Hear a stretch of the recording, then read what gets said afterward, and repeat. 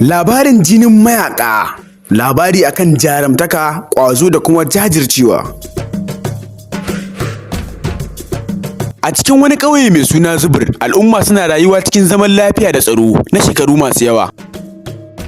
Duk da haka, wannan zaman lafiya ya gamu da barazana bayan wata ƙungiyar mayaka ta mamaye ƙauyen domin sace kayan abinci, mata da kuma yara.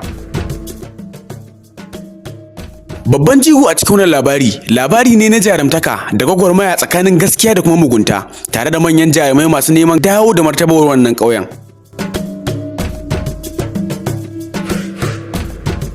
Jarumai a cikin wannan labari su ne kamar haka: Danlami, matashi mai ƙarfin zuciya wanda yake son kare mutuncin ƙauyen.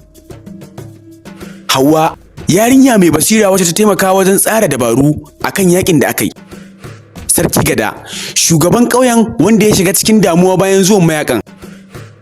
Sai jagoran mayaka, Bawa ɗan ƙaro, shugaban mugayen da suka mamaye ƙauyen. Ƙauyen Zubur yana kusa da wani daji mai zurfi wanda ake cewa dajin akwai aljanu a cikinsa. Mutanen ƙauyen ba su taɓa shiga cikin wannan dajin ba saboda tsoro. Sashin farko a cikin labarin nan. Wata rana yayin da mutane suke ta hada-hadarsu a cikin ƙauyen. Wata rana bayan fitowar rana, hayaniyar dawaki da ihu ya cika ƙauyen. A lokacin mutane suna cikin harkokinsu na yau da kullum.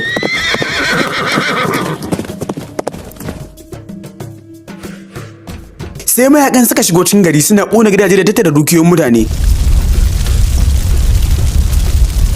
Sarki Gada ya kira wani taron gaggawa inda suka fara shawarar yadda za su fatattaki wannan mayaka.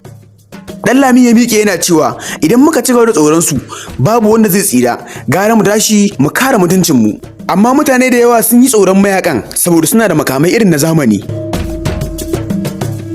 Bayan dare yayi, Danlami da Hauwa suka shiga cikin wani gangami na samari domin tsara yadda za su kutsa cikin sansanin mayaka.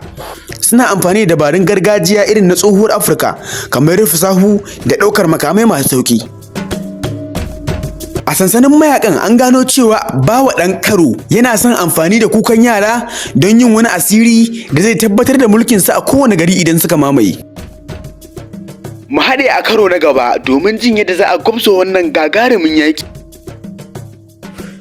Sannan kuma kada ku manta ku danna mana subscribe da kuma alamar ƙararrawa domin sani da zarar mun ɗaura.